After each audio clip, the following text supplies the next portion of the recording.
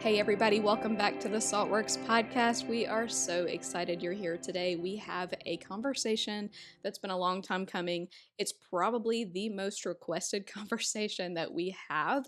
And so today on the podcast, we're finally addressing it. It's Uncomfortable Conversations with Dr. Emily Jones. She is coming to help us as parents or aunts, uncles, whatever, kind of navigate through what's okay to say, what grace we can extend maybe when we've said something we didn't mean or not enough, or what does protection look like at this age? How do we have conversations with toddlers, with lower elementary, upper elementary? It's so good. We're going to talk about conversations for anybody who might have little listeners. We are going to talk about conversations regarding sex and pornography and body safety. It is so good, but I just want to let anyone know that might have little listeners in the back seat, and we cannot wait to share this conversation with you. Uncomfortable Conversations with Dr. Emily Jones. That's what we've landed on. Do you feel uncomfortable? Unfortunately, no. I knew the answer to that before I asked. I feel uncomfortable with the cameras on me. Well, yeah. But about this, no, I was joking with my sister, and I was like, yeah, whenever there's something nobody wants to talk about, bring in Emily. She'll do it. Absolutely. And so that's exactly how our planning conversations go. Yeah. And so, no, it doesn't make me uncomfortable. It makes me excited and grateful. But no. Well, I want to disclaim to or I don't know, not disclaim, give credits. Is that a word? Yeah? Sure. Okay. We're gonna roll with that. But I feel like we just listened to a podcast recently on someone else's podcast, and they talked about very similar things. I do think we're going in some different directions.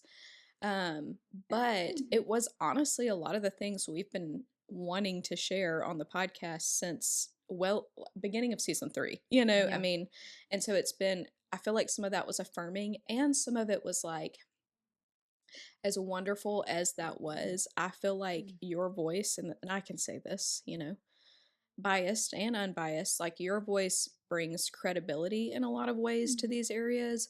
One, like your background, and you can talk about that some, just in your line of work. But two, I see you do this well with your kids, and I've seen you kind of coach myself and friends and other moms who have questions along these things, and dads.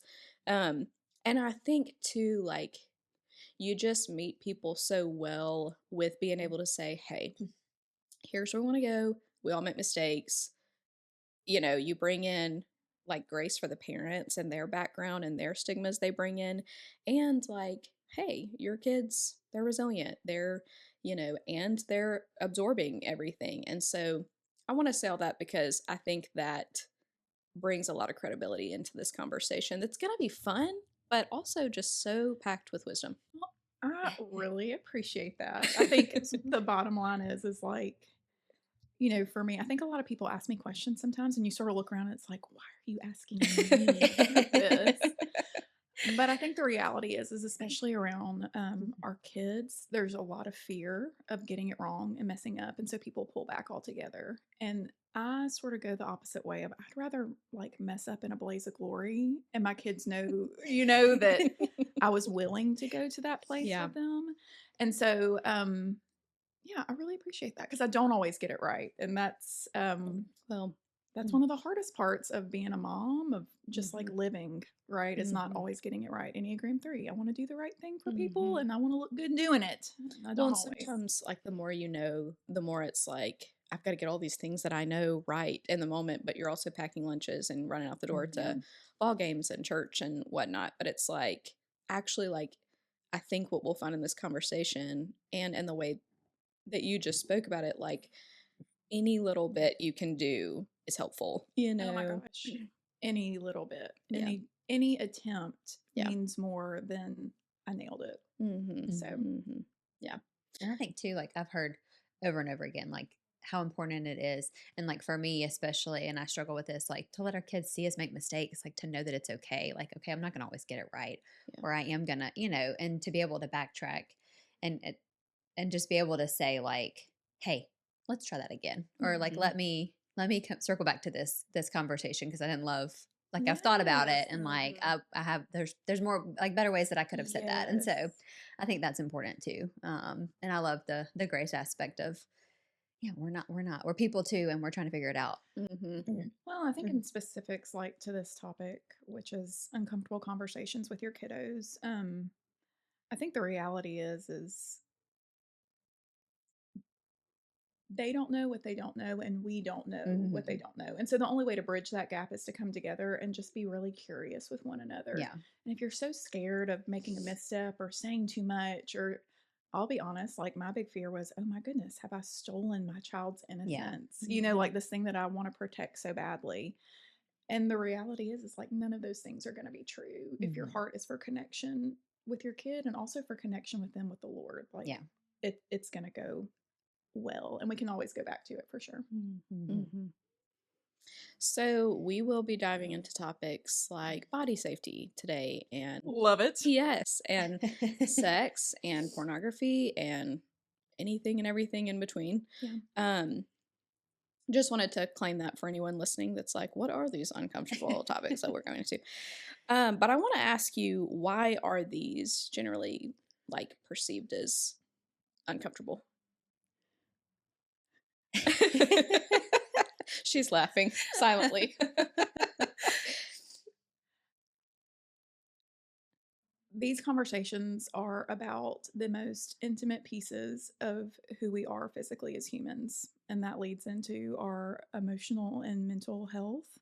Um, they are uncomfortable because it is like the physical act of total vulnerability between two people, Mhm. right? And so this is the thing that we spend our whole lives like staying away from, right? Is like even in regular conversations, I'm not going to be Mhm. vulnerable every time I go, well, now we're talking about physical intimacy, which is like the true act Mhm. of vulnerability, right?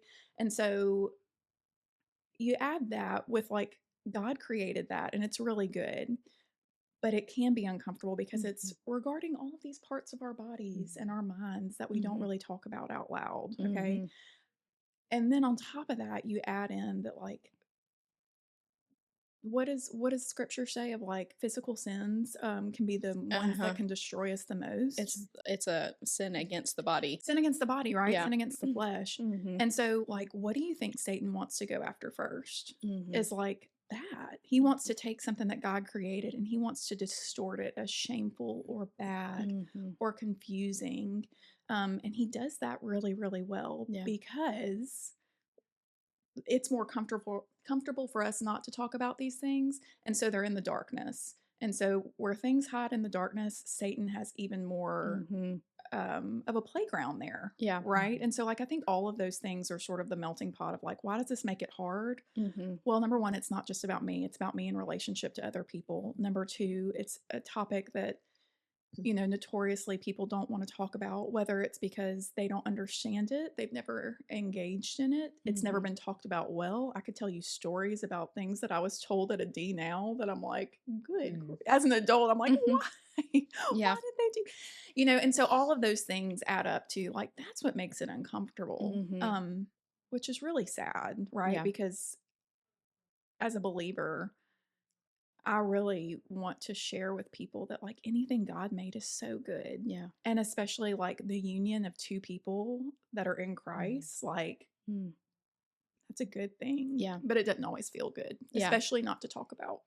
I love that you hit on that because, like, you look at the days of creation and created man and woman and called it very good, Yep. and like it was very good. Like, they became one, and, it talks all about leaving and cleaving and all of that there.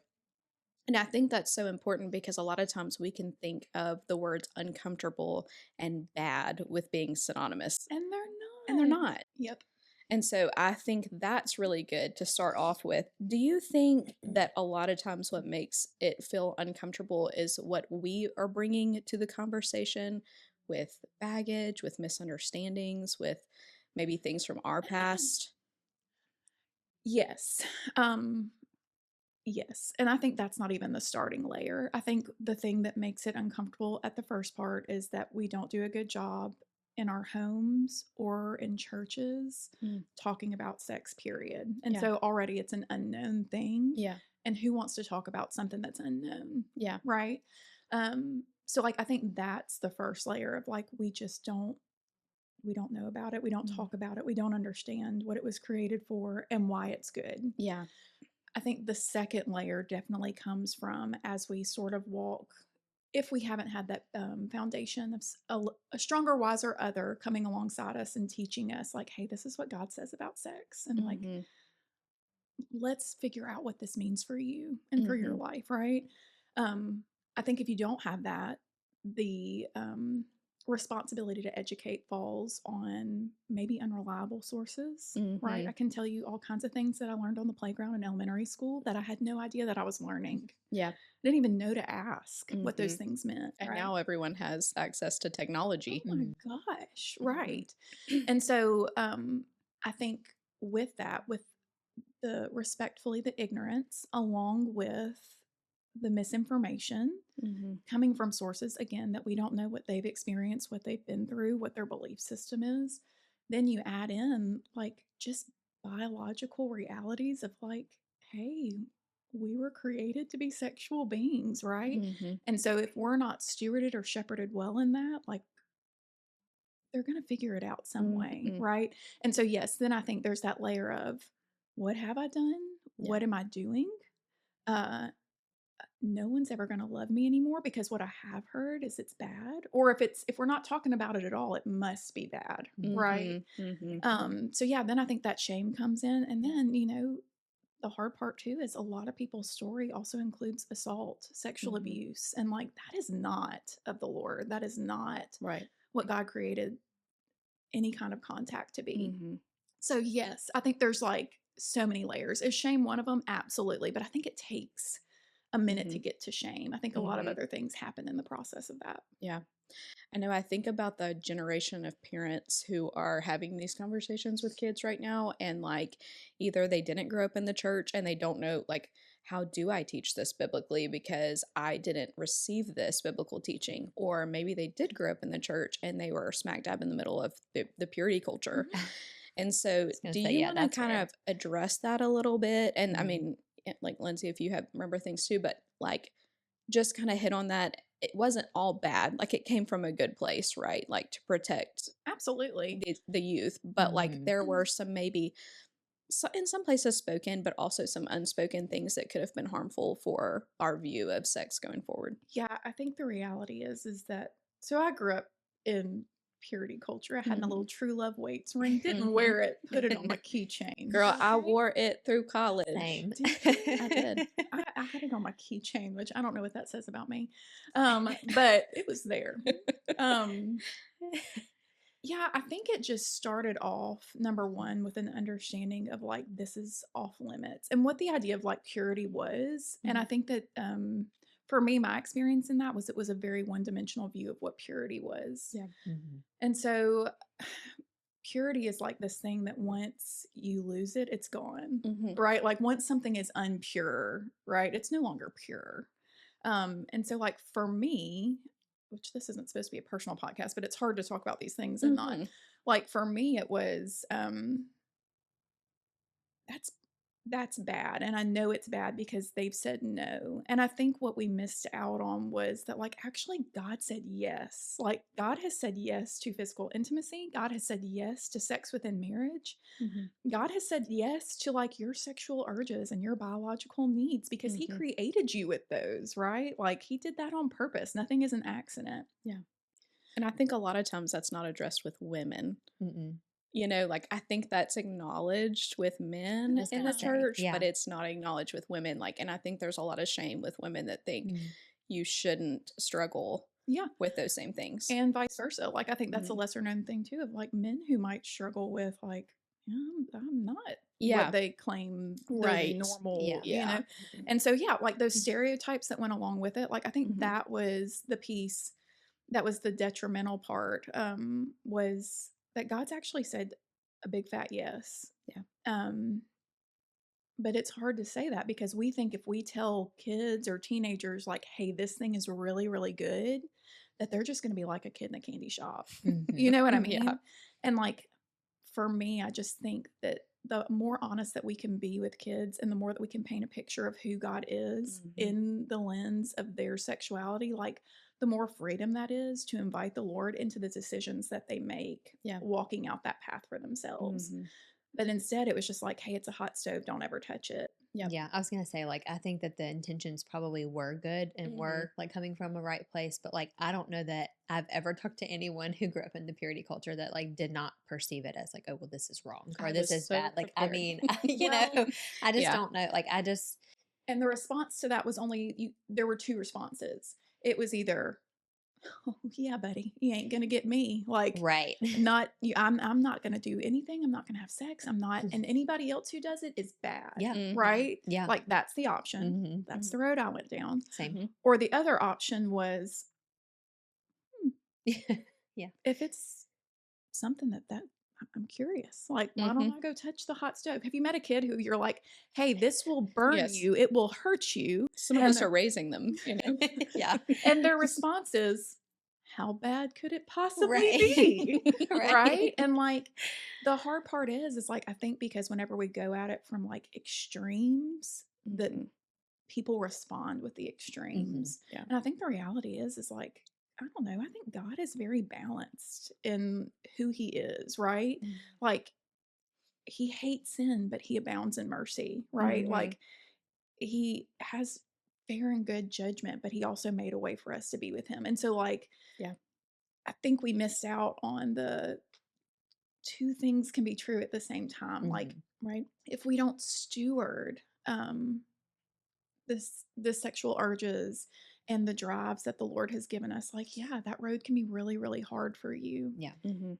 How do we do that well? Right? Mhm. Because unfortunately, like, I think that's kind of the funny part about purity culture too, is like a lot of it is objective, right? Because the Bible is clear on no sex before marriage. Well, guys, I don't know if you know this, but there's a lot of things that can happen between Mhm. Mhm. Mhm. no sex and Yeah. sex, right?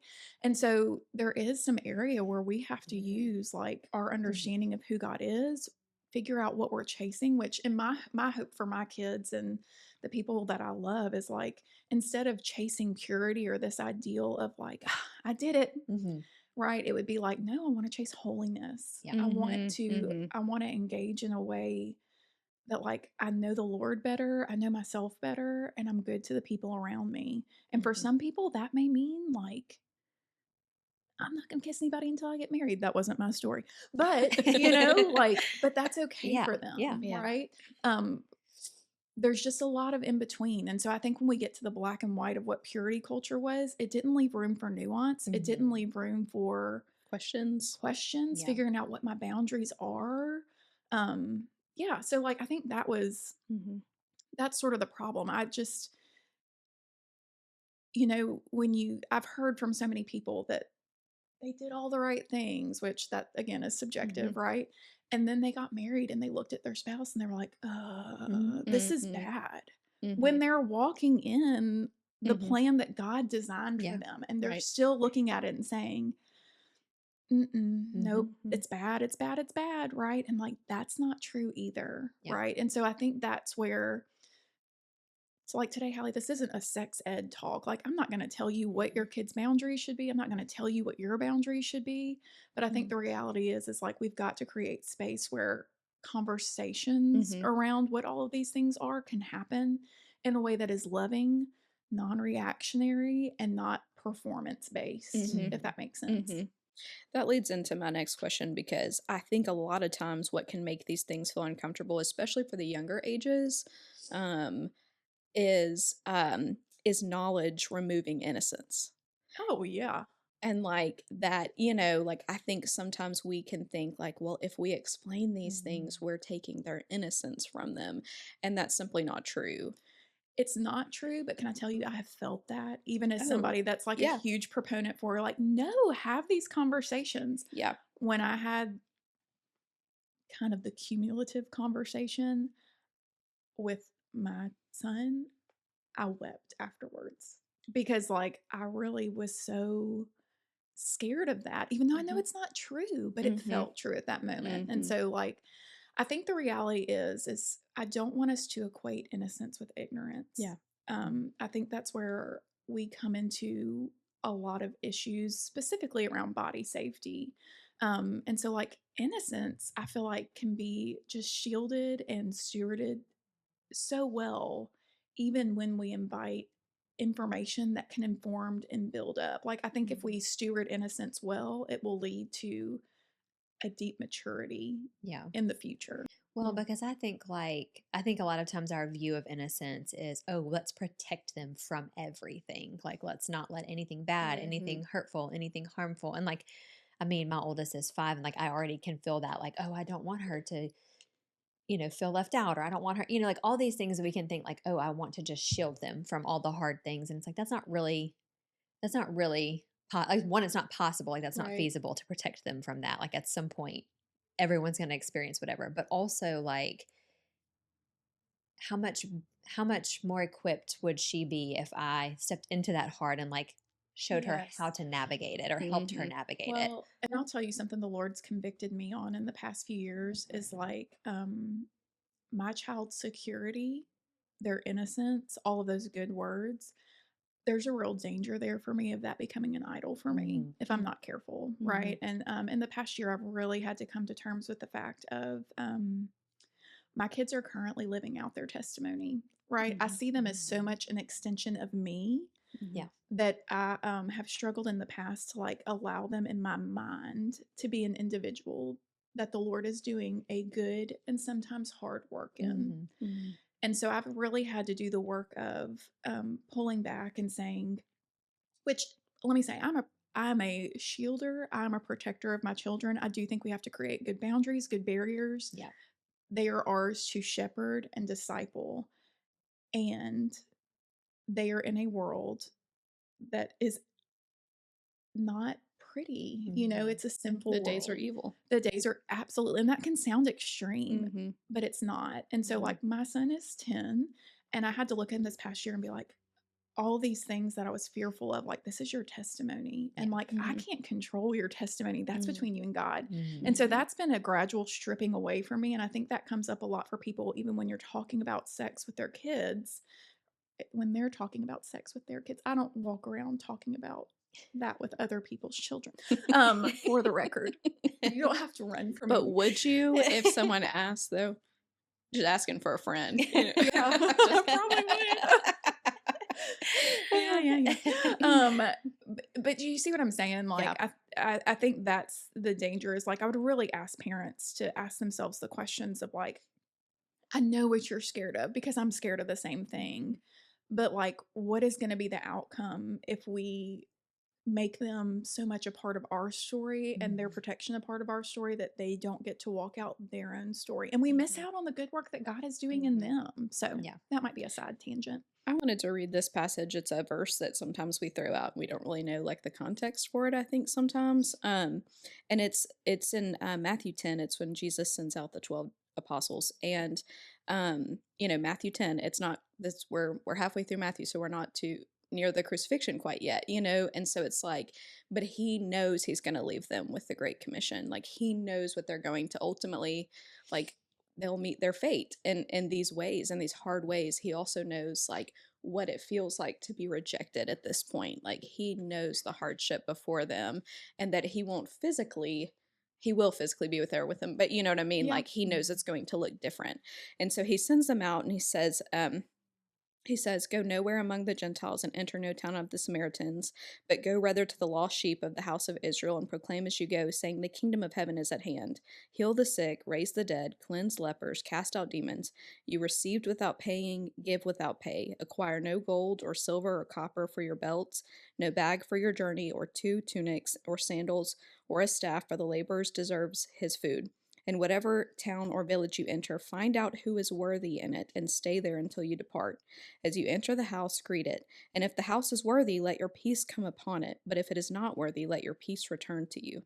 And if anyone will not receive you or listen to your words, shake off the dust from your feet when you leave that house or town. Truly I say to you, it will be more bearable on the day of judgment for the land of Sodom and Gomorrah than for that town. Behold, I am sending you out as sheep in the midst of wolves. So be wise as serpents and innocent as doves.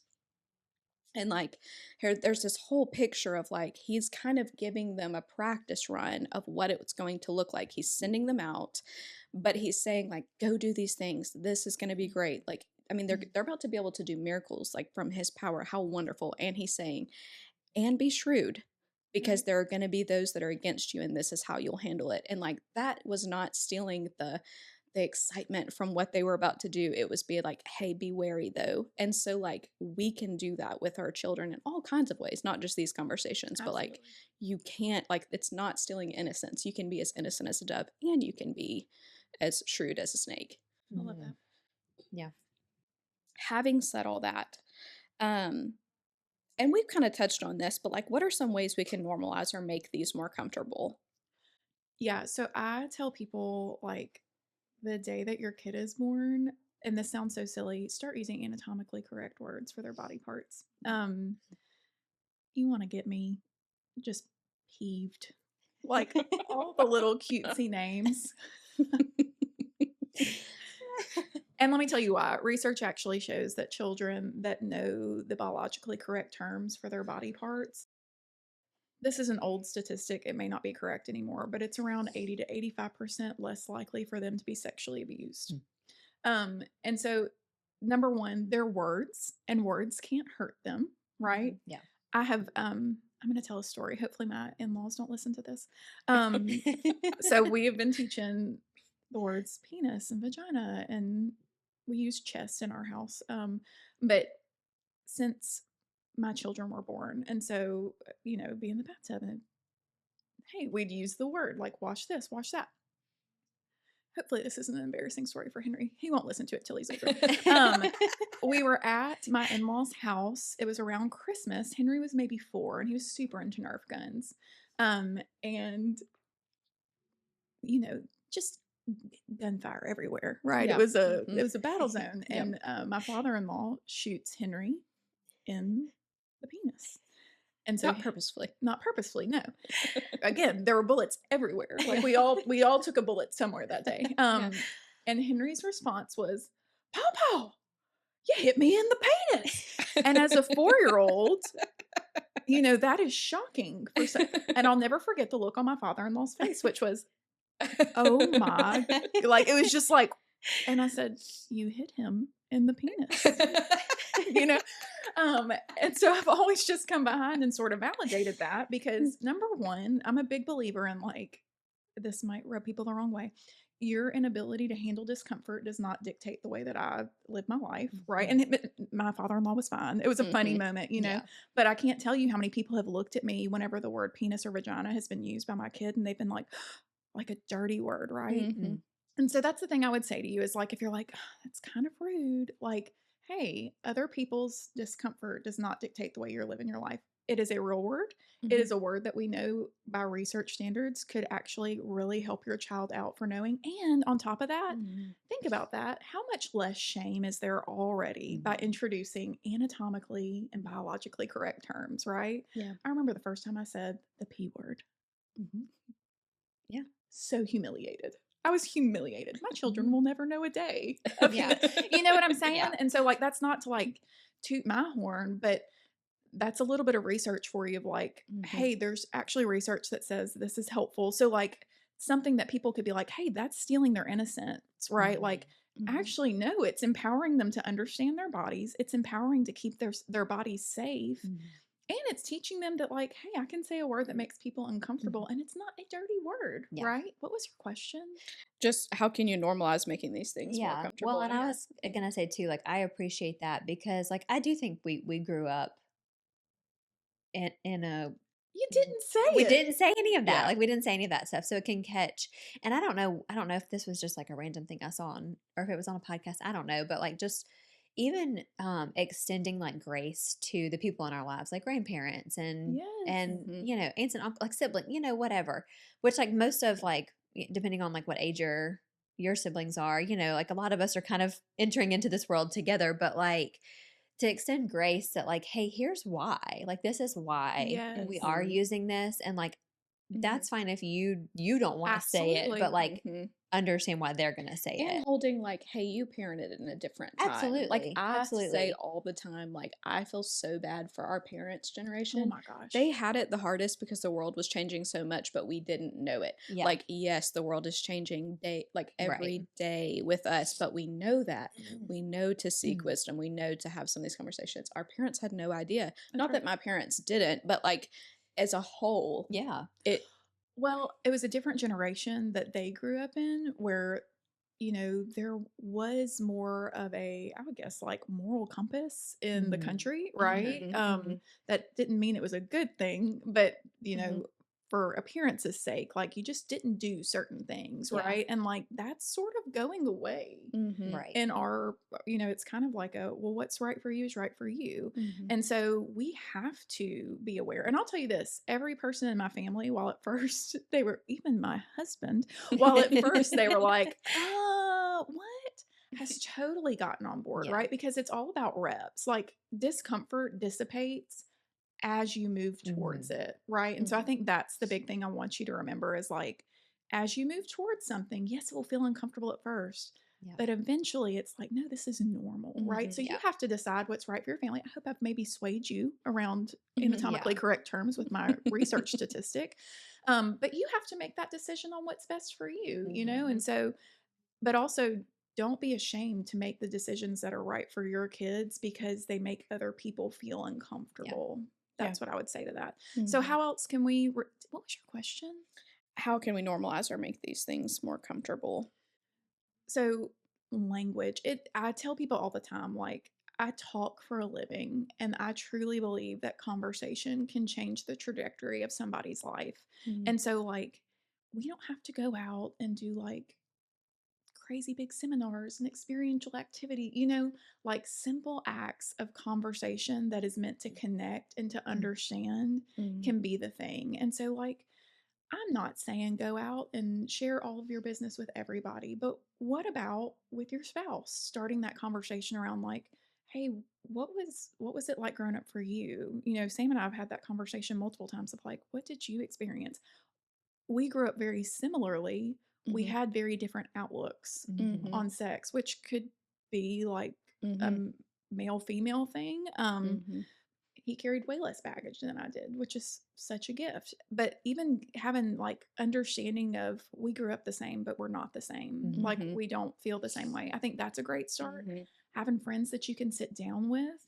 And again, I think some people equate like having an open dialogue around sex as sharing everything that goes on in your bedroom or in your relationship. That's not true. Yeah. Mhm. But like, can we talk about like, hey, this thing came up and it made me uncomfortable and I want to know why?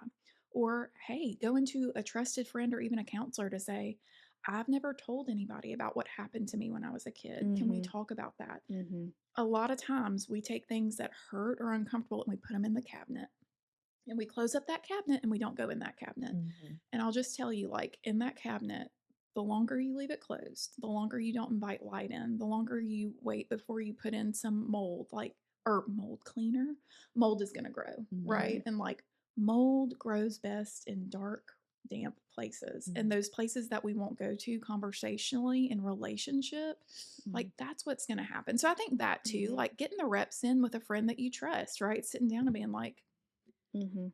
hey, this is uncomfortable. Can you tell me a little bit about your testimony when it comes to Mhm. sex? And so those are just some things that I think you can do to move towards Mhm. some of that discomfort.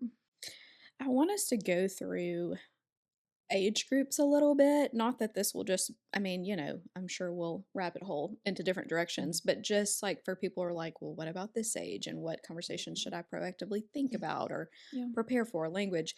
And so I think that will be helpful for parents. But before we go into that, Emily, for the people who are listening and say, what if I'm listening and I feel behind? We hit an age group and I didn't do that in that age group. Am I too late? There's no such thing as behind. Yeah.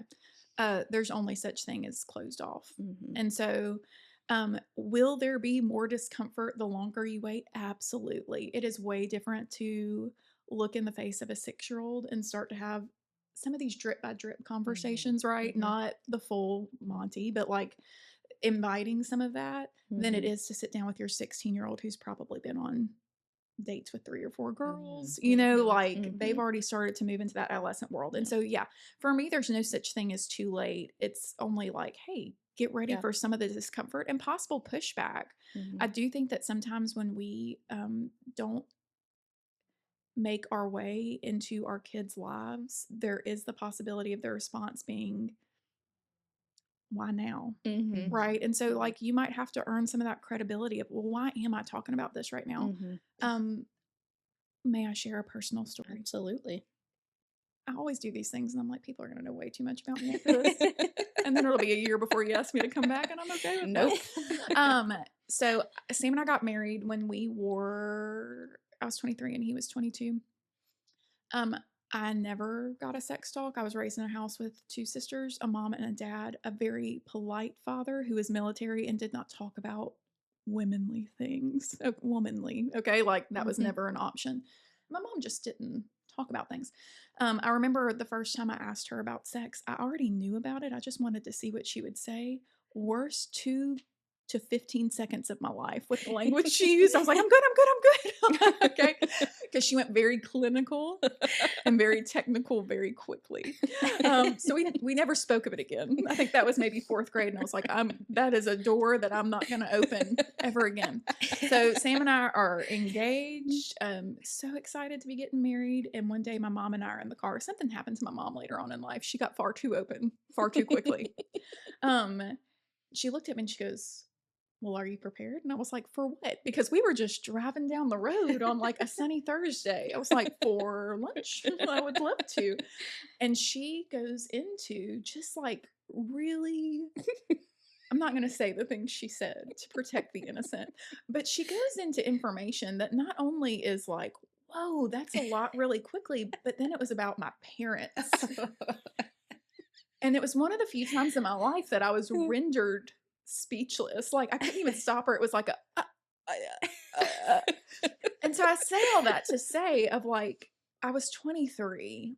My mom in that moment was not going to become a sounding board for me when it Mhm. came to what was going to happen in my marriage, Mhm. physically. Mhm. My mom has so much credibility in every place in my life. That was not one of them. Mhm. Mhm. And it wasn't because she wasn't a great mom. It's just because that was left not talked about. And I've told her all these things she knows. And again, now she shares far too much. And so, like, that's what I would say is like, I think the earlier you can start, the easier and less uncomfortable it'll be for you. You may Mhm. still be caught off guard a lot of times. My kids have asked me questions, and I'm like, what? Mhm. Like, didn't see that one coming as we are picking up leaves in the front yard. But again, I I want to be the credibility in their life. I want to create space where like when a question comes up or when a friend says something or they see something that they're like, "Well, I know where I'm going to go." Mhm. Mhm. Right? And so like I didn't have that. So that would be the thing I would say again. You're not too late, but just be Mhm. prepared for like Yeah. you might have to earn some trust and credibility there. And that's okay. That's not a Yeah. bad thing. Like if anything, that's an awesome new terrain. And I And I think think a good space to be transparent, like to be completely honest. I yes. mean, even just for your kid, older kid to see like, hey, look, I didn't do a great job of this when you were younger, and I would like to, yeah, I mean, just or Or whatever, I like didn't whatever that know looks like. I didn't how. know how, didn't know what to say, and Yes. like now I would like to, I don't know. So I think even just like kids seeing that transparency in their parents is, Absolutely. I Bear don't know, knows I'm gonna important. laugh a lot. And like, that's just the mother he got, That's okay. And But you know what? Like, I would way rather there be uncomfortable laughter than painful silence. Yeah. I don't know if it's uncomfortable, it's just like sheer joy of his discomfort, Like um And I'll say this too. I think a lot of times we are, I sound mean when I say these things. I think we are kind of like so, I don't know, we prop ourselves up of like, well, I don't want to make them uncomfortable because Yeah. I'm so like I'm Mhm. just worried about their comfort. Yeah. No, Mhm. you're not. No. Like you're worried Mhm. about your comfort. Because most young Mhm. And kids are they're well, how would they know to be uncomfortable? well, and even if my teenager is uncomfortable, Yes. I love you too much to not be in this space with Yeah. you, right? And Mhm. so like kids are eager for that connection from their parents, from their grandparents, from a stronger, wiser other. Even if they fight it, well, that's their job. They're Yeah. teenagers. Nothing you do is going to be cool. And so do it anyway. Like, do it anyway. So, yeah. Yep. Okay. Did that So, answer your question? uh-huh. Yep. Okay. That's great. Okay. As we go into these age groups, just kind of, and I want us to kind of go into like starting with, the toddler years, the preschool toddler years in the bathtub, and you can hit on that conversation maybe with a little more detail. That's like, how does that look? But for as we go through these age groups, like for the questions that pop up that you're like, this is not in your age group. Emily did not cover it. How do we answer the questions that we didn't see coming at this age? And can you talk about the drip by drip? Sure. That's what I. Oh. That scared the living daylights out of me. I don't know if y'all could hear the screaming. It's not that uncomfortable. Can they My hear us? soul left my body. That Who's was next door? alarming. I don't That's the know, most but I noise I've didn't. ever heard. Is it in the room with us? I don't know. I think they're Halloweening. Are you Okay, I'm back now. I Sometimes think. things that are unexpected are going to happen during your conversation with kids. Are you trying to work that in? I paid them. Okay. Yeah. So I was actually going to say like one of my favorites. So like, I'm a counselor. Spoiler alert: we didn't learn any of this in counseling school. That's not what it's called. But Yeah. but one of the biggest helpers that I've gotten is on Instagram. There is an account called Birds and Bees. Mhm. They do an excellent job of putting content on there of like how to address different biological. It's not even just sex. They talk about periods. They talk about porn, which is an extent, but like they go through all of that and they do little clips of like, how do I talk to my 3-year-old that finds a tampon? How do I? And they just sort of break it down of like simple, concise, and it is so good. So if I can encourage you to go look at anything Birds and Bees, they even have a curriculum that you can buy. I think it's $99. My sister-in-law says that their church does like a class, like they do the curriculum we at their do church. that? I'm like, I love Yes. that. Like that's so cool. You should. Should Coming to You a place should. near you. You're pointing at me, which is weird. We can all teach it. Okay, yeah. So that would be a big thing that I would say for you, for listeners, is go check that out. Birds and Bees, they are excellent. They do such a good job of that. And I think they're just moms. Like there's one lady that's older, so like different season of life, and the other one who has younger kids. Excellent. There's still screaming going on in the next room, but now my body suggested it's okay. You're expecting it now. Yeah. Okay, so that would be the resource that I would offer to people as help. What was our question? The drip by drip method whenever like questions come up that are not you weren't prepared for in this season. So I think here's the deal. This is the Birds and the Bees concept. It's not mine, but I loved this. If you were waiting for one big conversation to check a box, like it's not enough and it's not going to go well. It's going to be even more uncomfortable. There's going to be so much left unsaid. But the drip by drip idea that they talk about is the idea of like, how can we use everyday life to teach our children different lessons about sex, about the body? And so, like, as those things can come up, we can address them in an age appropriate manner. So, for example, let's start with the toddler years. I hope my kids are okay with me talking about this. They'll be fine. They'll appreciate it one day. So I do a really hard job for a living. I work with kids and families. A lot of the kids and families we've worked with, not all of them, but a lot of them have experienced abuse in some form, whether that's physical, verbal, sexual. And so that has always, since I did that job before I had kids, and I do it now. And so I'm very cognizant of that. I think it kind of burst my little bubble because I was not exposed to those things growing up. Praise God. I now realize how honestly not normal that is, unfortunately. So when I had kids, I really was like, I've got to do everything I can to make sure that they are protected at all costs, which again is an illusion. But we can prepare them. And so one of my favorite things to do with my kids was to take a really natural time of the day, which for us was bath time. My kids took a bath every day because that was part of our sleep routine. I know some people are like, what? And I'm like, That's the Get in the only reason why we do it. That's how you go to sleep. So that is a time that like by nature of the activity, their body is exposed, right? And so that is a time that I would take to teach them their different body parts, right? And I would say, "Oh, do you know what that is? It's a enter whatever word it was. We use biologically correct terms, so it would be penis or vagina, or we say bottom in our household for the derriere. And so we that's my bottom. So they would say it, and they would get the reps in of repeating it, right? Um, then I added, which some people might be like, "Whoa, she's crazy." I'm not. I taught them what they could do should anyone ever try and touch one of their private parts.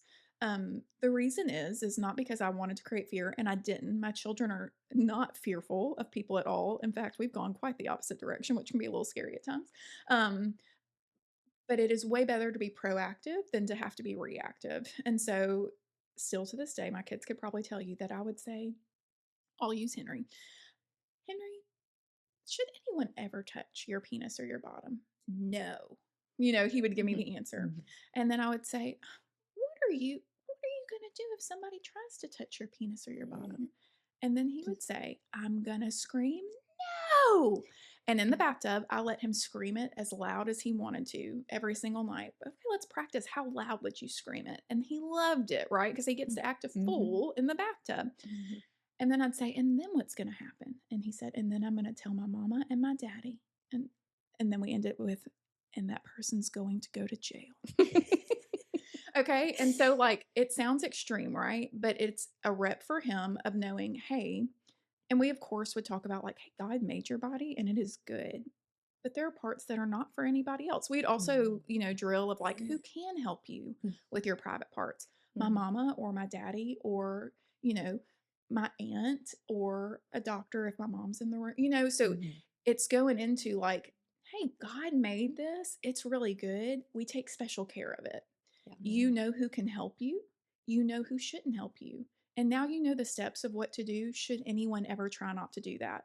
The reason that the research shows that a child knowing their biological, correct items is say a perpetrator, this is going deep, sorry.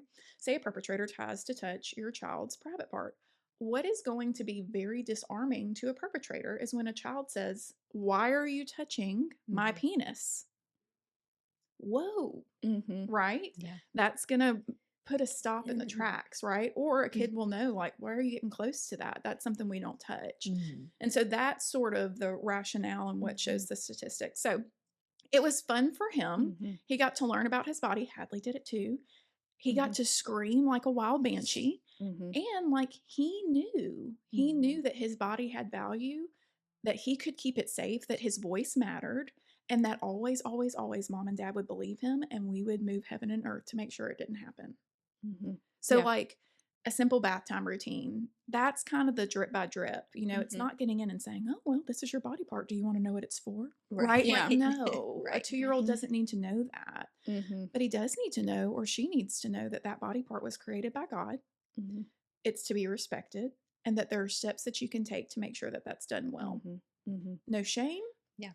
I also think that same conversation, and I think this can be dripped in too, is protects kid to kid. Oh, You know what I mean? yes, absolutely. Not only does no one touch ours, we don't touch or show. Oh my gosh. You know. Thank you, Hallie, because I do say that to my kids all the time. Are we going to touch anybody else? Yeah. I'm the mom that my kid comes home from play dates. I don't care whose house they were at. I don't, people that I trust wholeheartedly, they know. Hey, were you safe this weekend? Yes, Mom, I was safe. Tell me how you were safe. And they will tell me. I'm like, hey. And we've even gotten into, because we live in a day and age now where it's not just the touching you have to be concerned with, but also what you'll see. And so it's not even just physical safety, it's also emotional and mental safety of hey, did you see anything on any phones that you need to talk about? Unfortunately, my kids know about good pictures, bad pictures. Henry knows about pornography, not in depth. He's never seen it, but he knows what to be aware of so that he can flee from it. You can't flee if you don't know. Right. Yeah. So I just want to pause for a second before we move into maybe the lower elementary years. Statistically, more than one person listening has a child who has sure, either maybe crossed a boundary or someone's crossed a boundary with their child, Mhm. how do they reconcile with their own feeling? Like, how does that parent deal with that guilt? Well, let me say this. First of all, I don't want this to be a conversation that induces fear Mhm. because we can be proactive, we can move towards things. Again, like if we're fearful, we may stay away from something. And so, like, that's not the goal. I also want to say that, like, kids are kids and there is a lot of curiosity that can happen, right? And so, like, not everything is a malicious intent, especially when it comes kid to kid. And there are a lot of different levels to that that I could get into. But, like, let's say for a child that, has had developmentally appropriate experiences, like, they might still make really poor decisions sometimes, Mhm. right? And so I think for us, it's all about communication with the child, making sure that they feel heard and safe, trying to get an understanding of what led Mhm. them to that place. If you need to talk to another parent about what occurred to make sure that that's set, like, hey, what Mhm. happened? I'm so sorry, or hey, this. I think it's all about communication and talking Mhm. things And not through. going, "Oh, you did well." Oh my gosh. Yeah. Yeah. Okay, Mhm. because then that's the kid's cue to say, I'm not saying that I'm not next time. saying that Yeah. again. Like, what do Yeah. you mean? What happened? And we've had Mhm. situations like that that have happened in places that are really safe, Mhm. Mhm. And it's not because they're not being watched or monitored well. It's because our kids are running around with prefrontal cortexes that are not fully developed until the age of 25. Like, they lack behavioral and emotional regulation. I think especially for boys, they are very physical in their play. And Mhm. then also you have to remember too, like, different kids have different boundaries. So, Mhm. like, a good game bottom smack by somebody, might be totally appropriate. Yeah. And for another child, that may feel very violating. And Mhm. so I would just say, like, slow down, Mhm. get curious, and then move towards what needs to be moved towards. Normalize some of it, but Mhm. then also, like, use that opportunity to teach. And again, if you need to go to the other parent that was Mhm. involved, but reactivity is never the answer because reactivity equals blame, shame, and shutdown Mhm. Mhm. almost every single time. Mhm. Yeah. Is that helpful? Does that Yeah. answer that? It's really good. Um, The theme of this shouldn't be uncomfortable conversations. It should be don't panic. yeah. Don't panic. We'll do that next. Okay. Um, okay, so lower elementary, what conversations should we be having? Proactively, reactively, however you want to go with that. So I think it's just continuing the conversations that hopefully we can start in toddlerhood, right? If you didn't start those in toddlerhood, lower elementary is a perfect time, right? Teach Mhm. them the appropriate words. Also, I want to say this. I teach my children as well. Like, we don't run around screaming those words. Like, because my kids know them, they have a reverence for them, right? Not a reverence, but it's like Respect. a respect, and it's a normal word. So, like, I Mhm. don't have to run around and Yeah. scream water bottle because that's a normal word. Well, the same can be true for private parts, right? Mhm. You use it to describe it, you move on. For lower elementary, what I would say, so, like, that's probably like first through third. Get really, really curious about what they're seeing, what Mhm. friends are talking about. Ask open ended questions, um, and invite them to ask any questions they may have, right? I would pay attention to the dynamic in the home between the husband and the wife because think about the home you were raised in. Like, the way your parents interacted informed a lot of what you believed about adult relationships. So make sure that you're minding that. Um, but typically, first and through third graders are incredibly curious and they're going to ask you all the questions. And so, what I would say to you is answer all of the questions. Mhm. I was Um, gonna say, like, I remember. I mean, Lillian's in kindergarten, but sometimes she come at me with some oh, yeah. older questions, and I'm like, all right. But and I don't know if you probably have said this to me. I feel like maybe on the birds and bees, like and then my brain went here when you said, like, whenever we get unexpected questions that don't feel like they're age appropriate, like, how do we address those? And, like, I kind of have landed, and I don't know if it's right or wrong, but, like, I'm just gonna answer That's it, right. and, like, it might feel like that's way above where you should be, but especially being pregnant, like, we've asked all kinds of questions, Uh-huh. and, like, if you give an answer and it suffices, like, we move on. And, like, but Yes. she circled back one day to, like, all right, now I know you said you go to the hospital and the doctor helps you get it out, but how does it come out? And I was like, okay, here we are. So, I, like, just explain that whole, just where you're like, okay. So this is funny. Garnet's asked that question, and I gave her a very real, age appropriate answer, like as we're Hmm. going about. And I overheard her telling it to Bear the other day. His response was, "Why are we talking?" Yeah, But you know, like, and I didn't interfere at that's all. right. But was Yeah. it wrong for her to do that? No. You know? No. And so Yeah. I She would, knows not to have the conversations with friends. We just always say, this is not a bad conversation. You can ask anything you want, but this is a conversation between family. parents and kids. It's a family Yeah. And conversation. And so we Yeah. always We reiterate say that as well, just because I explain to my kids, like, hey, every parent deserves the opportunity to get to share that with their child Yeah. in the way they want to. Hopefully, no little ears are listening, but it was the same thing when we found out about Santa, right? Like, Mhm. that's something that you don't have to share that you know, but Mhm. that's not an off topic Yeah. conversation. So Mm. I actually agree. If my kids ask me a question, I'm going to answer it age appropriately. If Mhm. there is something that is not age appropriate in the answer that I could give, because I can be an oversharer, but again, I like to steward that as well as I can. Mhm. The answer will be like, hey, I would love to tell you more about that in a few years, but right now that's not something you really need to know. Yeah. Mhm. So we can keep talking about it, but if something comes up that I don't think you're ready for or that you Mhm. need to know, I'm going to tell you that, and I promise you we'll come back to it. Yeah. Okay. And Mhm. so, like, I think it's okay to take a pass whenever it's because unfortunately, kids younger and younger are going to be exposed to Mhm. gratuitous information. I don't feel the need to explain that to a third grader or a Mhm. second grader. I do want to explain the heart behind it of like, hey, and if they know about it, like if they're like, well, I heard it was this, this, and this, I might correct Mhm. incorrect information, or I Mhm. might tell them very simply what is correct.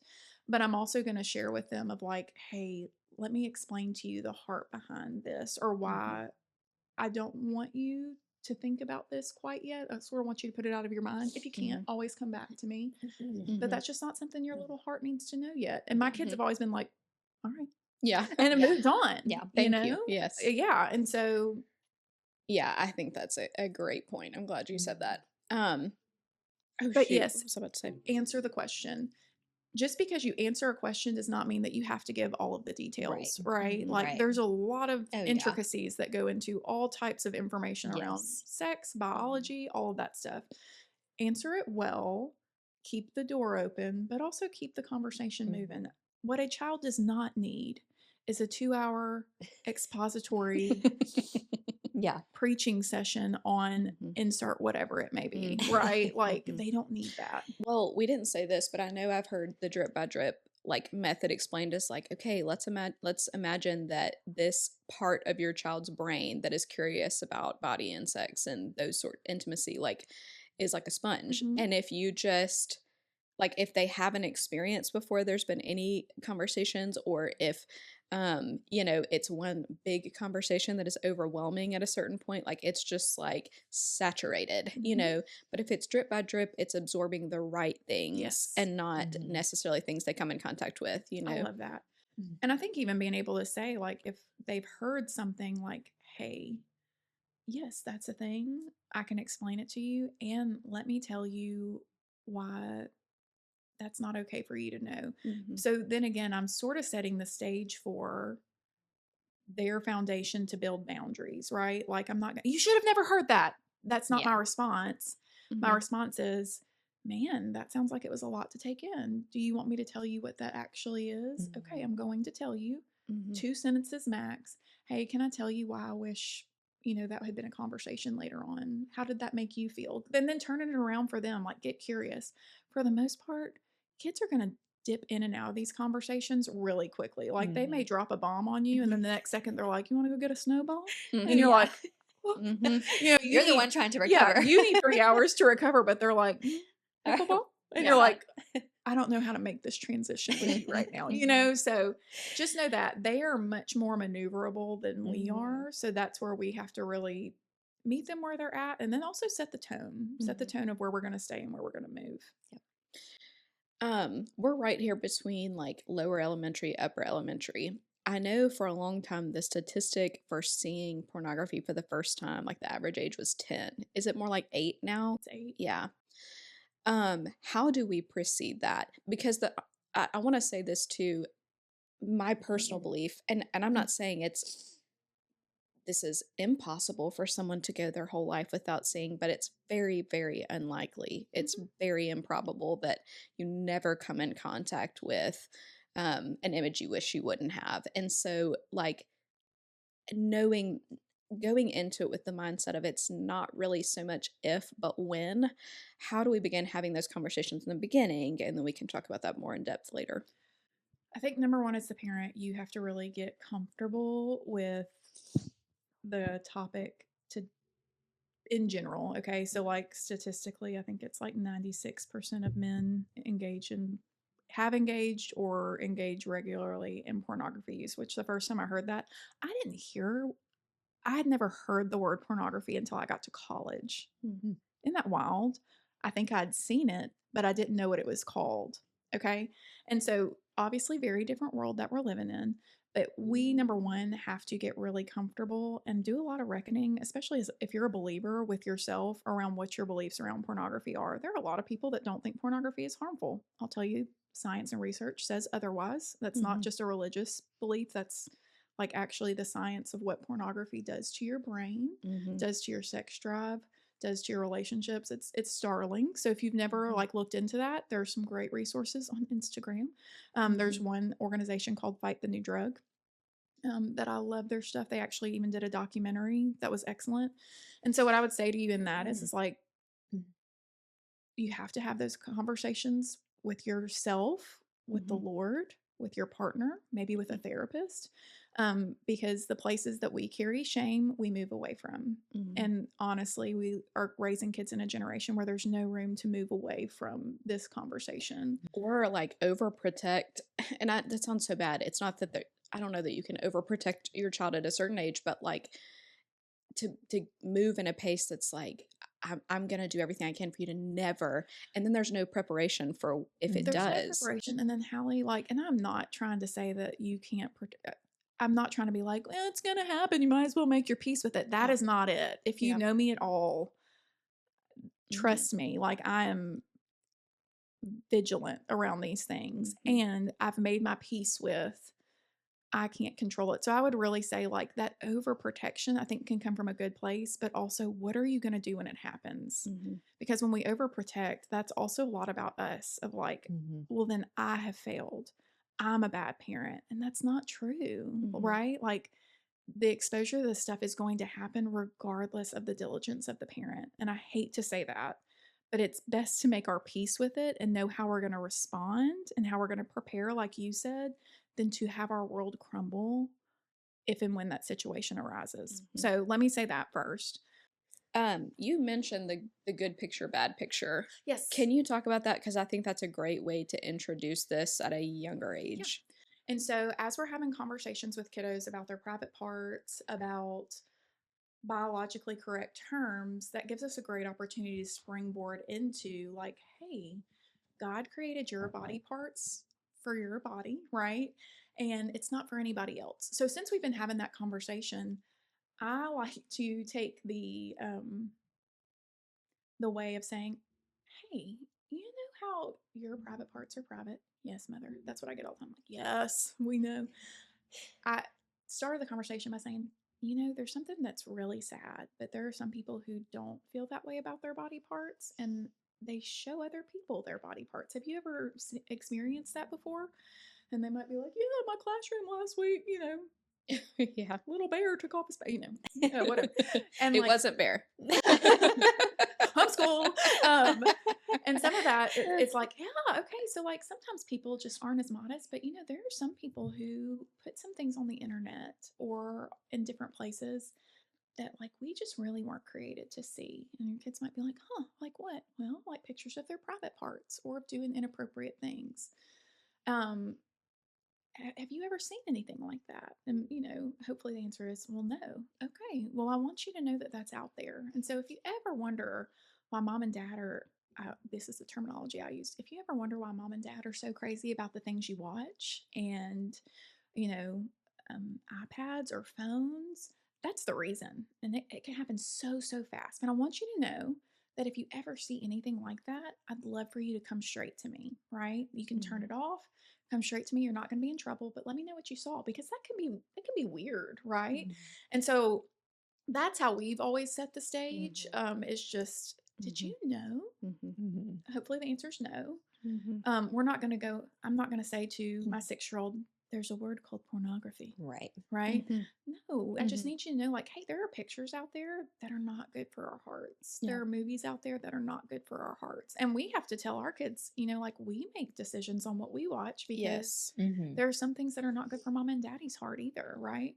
Um, and that can come back to bite you, Mhm. whenever Henry walked into the room one day and heard a show we were watching and it had a curse word in it. Mhm. And we were laughing at it. And Henry said, Mama. And it was like, and so they'll hold you accountable. So Mhm. that's one of the things I would say is just like start that conversation proactively. And like nothing I said was scary, but it was preparatory, right? Of Yeah. like, hey, this could be there. Um, Do you have an age that you recommend starting that conversation? 3 Mm. when they're more verbal, toddler Yeah. can do the words. But the minute that they start to have any control over anything they watch, which is getting younger and younger, right? Like Mhm. Hadley Jones can work a TV better than me, right? And Mhm. I would say that's when you need to have the conversation. And our conversation started off of as we don't watch things Mhm. that are bad for our hearts. And so my kids are not allowed to watch YouTube without an adult present in the room. And Yep. the older Henry has gotten, the more we've explained that. But there is also a part for younger kids where it's like, hey, this is a rule. This is a Mhm. boundary. Mhm. But I do like to give a little bit of context so they can be prepared. And again, to know what to do with it if and when it happens. You want them Mhm. to know that you're a safe place. Because I'll tell you, the first time that a kid typically sees an image like that, they're not flooded with good feelings. Like Mhm. typically, kids have said, "Well, I got a weird feeling in my tummy." Mhm. Mhm. They innately know Mhm. that there is something off, Yeah. right? Mhm. But Mhm. if they don't know what to do with it, Mhm. they'll try to figure it out on Mhm. their own or dig deeper into it. And so Mhm. again, like I want to be the place that they know they can come to and ask any question. And for, kids when they get older, you want to be that place that's like, "Hey bud, if it ever happens, just tell me. Like I want to talk to you about it." Mhm. And for me, it's not a trouble thing. I want to help you. I Mhm. want you to Mhm. have support because especially now, y'all, pornography is not what it used to be. Mhm.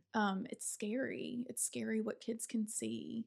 And the majority of it now is That not would be even, scarring for it would be adults. scarring for Yeah. adults, but Yeah. like the majority of it isn't even real. It's Yeah. AI. And not to freak anybody out, but like the number, there's no good pornography, but it used to be a Sports Illustrated magazine, right? Mhm. Or a couple having Like a sex. soft porn Yeah. considered. And now it's violent. There are Yeah. themes of violence Mhm. involved. Imagine if that was your first exposure, Mhm. Yeah. like what that Mhm. would do and how bad that would feel. And so instead of disciplining it or freaking out, like love your kid, connect Mhm. with your kid, support your kid, and then how do we get some good boundaries to make Mhm. sure that that doesn't happen Mhm. again? Yeah. And again, you have to make that choice for what's right for you. Like in our house, we have our rules. Um, some of them might be extreme to other people. That is okay. Yep. You know what I Mhm. mean? I may be lax in other things that people are like, why is that okay with you? Mhm. But your kids have to know what your boundaries are. So as they get older and start to leave their home, they can honor those boundaries. And I'll just tell Mhm. you, like, it gets to the point where your kids are not always going to follow your rules. Yeah. So they have to understand the spirit of the boundary and make good choices for themselves. Henry has gone places before and he's come back and said, "Mom, I did this. I know it's not what we do at our house, but this is how I handled it." And he handled it beautifully. And I know Mhm. it won't always be beautiful the way he handles it, Mhm. but like he wasn't in trouble with me because he left our house and didn't follow our rules. I was like, "Well, tell me what made you make that choice." Mhm. Mhm. "Okay, how did it feel?" "Okay, well, sounds like you handled it the best you could, but in the future, could you maybe try this?" "Yeah, absolutely." Mhm. Conversation over. Yeah. Yeah. So Mhm. again, it's about the conversation, and you cannot have a conversation if you are too busy reacting. Mhm. Yeah. Mhm. Mm. Yeah. There is also a book called Good Picture, Bad Picture, Yeah. and they make them for younger kids and they make them for older kids. They are excellent. They are excellent books. If they're Mhm. they're storybooks. There's also one called Good Touch, Bad Touch. Mhm. Excellent. And I know some people are like, you read that to your children? I'm like, at night before bed. Okay. Like, and it's not one of our things that's like on constant rotation. Yeah. Hadley's not like, can we read good pictures, bad pictures tonight? But you best believe that every now and then I'm like, hey, remember this? Like, we go back to it. Yeah. And it makes it much more approachable. So if you're nervous about those conversations, there are so much good literature that you should vet beforehand, depending on your worldview. Mhm. So, as a Christian, like, I want to use material that matches our worldview. You might want to check that just to make sure, because other people will have different worldviews. You have to decide what you want to invite into your narrative. Yeah. Middle school. And we can pair middle school, high school. I don't know where. No. What? Nope. No. No, we don't. No. Okay. Guys, middle school's the worst. Mhm. Do you remember that? Yeah. I had a mullet. Mhm. I went to 7th grade with a David Cassidy mullet. Okay, so like life is hard for middle schoolers. They are going. It used to be. I don't see any mullets these I was days. about to say It they is look way too infuriating. trendy now. They're beautiful. So cute. Yeah. They're now. beautiful. They're not doing their time. What is that doing to their wore brain lavender developmentally? lipstick. That's a different podcast. Yeah, they are Listen. not. I'm like, can you do my hair? I think I I'm still in my know. awkward phase. When does that? Get out of my face Yeah. right now. Yeah. So yeah, they look much more beautiful. Which I'll say this: pressure and stress. Yep. Yeah. Like that's a whole different Social media. conversation, right? Like they have so much more expectation on appearance, and which good for them. At least they don't have a mullet to look back on. Yeah. So, but think about that. Like 6th, 7th, 8th grade, the hormones are coming, right? Friend dynamics change, your interests change, your body is changing. You're getting more freedom, but not quite as much as you'd probably like, depending on the family that you're in. Mhm. Middle school is hard. It stinks. Some kids are not as mature as other kids, right? So it's a constant fight to figure out, like, is my kid going to find this out from this 8th grader? Like there's mingling across different age groups more than there's ever been before, because now, they're not with their grade, they're with the middle school. Mhm. So middle school is just a hard time. And I would say this is a time where you're probably going to start to see your kid maybe pull back from you, right? This is a time that we sort of start to see the influence of peers carry more weight than the influence of parents. That's not a bad thing. It's just what's true and it's what's real. So I would say, like, in the time of middle school is when we have to be even more intentional around connection with our kids, despite what they want. And that, I don't mean like force yourself on them or like never letting them go out with friends, but like, how can we make sure to protect that time? How could I make sure that even when, gosh, they have a really bad attitude and I don't know that I want to be around them right now, that I'm still checking in, right? Because typically kids are having bad attitudes or are argumentative. Number one, because developmentally, like, they're moving towards adulthood biologically, right? But societally they are not. So we can still, they're in that in between of they're still a kid but they're not an adult, and that is an infuriating place to be as a preteen. So like, move towards them. I would also encourage you, like, if it can't be you in that moment, how can we find stronger, wiser That's others what I was going to ask you. that can come in and like pour in alongside them? I do not think it is the responsibility of our church staff to raise our children, but I am so thankful for the church staff that we have, because those are the kind of people that I want to have influence on my kids when my influence doesn't feel as important to them in that moment. I would even say, like, friendships with other, like, y'all. I think about that. Like, I would love for Henry or Hadley to come talk to one of y'all or your spouses if we're making them angry, or if like if they just need that other perspective. And so I think not being so, what's the word I want to use isn't podcast appropriate. Don't be so defensive or so emotional around your perceived lack of connection with your child that you sabotage connection that could be really healthy in other places. I was going to say, I could see that stage of life like very easily as parents. You become so offended, like you're offended by, or like you take it personal. It's like remembering, like, hey, this is the stage of life that they're in. And it's like you said, it's kind of that like in between stage of like, yeah, they are, you know, in between being a kid and becoming an adult, but there's a degree of independence that is Yes. developing, and like you want that, like you want that. We think we So want it. remember, yeah, yeah, I mean, Yeah. I have so much empathy for parents of middle schoolers. I'm a year away from that. I want nothing more than my kids to grow up and to Mhm. be a good man and a good woman and to be independent. I want them out of my house one day. I want them, and the thought of it scares Oh me, yeah, and yeah. so like I have so much empathy for a middle school parent who you're trying to shepherd someone who doesn't want to be shepherded Mhm. sometimes. You are the one who keeps pulling them back towards the boundaries that you've created because they are still children and they Mhm. still need boundaries, but all they can see is, I'm 13. Mm-hmm. Yeah, Like, yeah, and so, but you're the one that's in the messy middle of like, I know you are. And yeah, you gotta, and like, that's good and right. yeah. Mhm. So the plight of a middle school parent, like I have Mm-hmm. high empathy for, and it can be done. I've seen it done so well so many times. Like the answer to that is not to like, okay, well, they want to be independent. Well, I'm going to let them. Right, No. right. Kids in that search Mhm. for independence so desperately need security and stability, and we are that for them. Mm-hmm. But you have to remember that security and stability don't always feel good Yeah. in the moment. One of the things I've started talking to my kids about, and I need to be more intentional about bringing it up again, is like how important it is to hear the word no forever. Like, like you hear that a lot from me as a kid, but it's important for you to get comfortable with hearing that.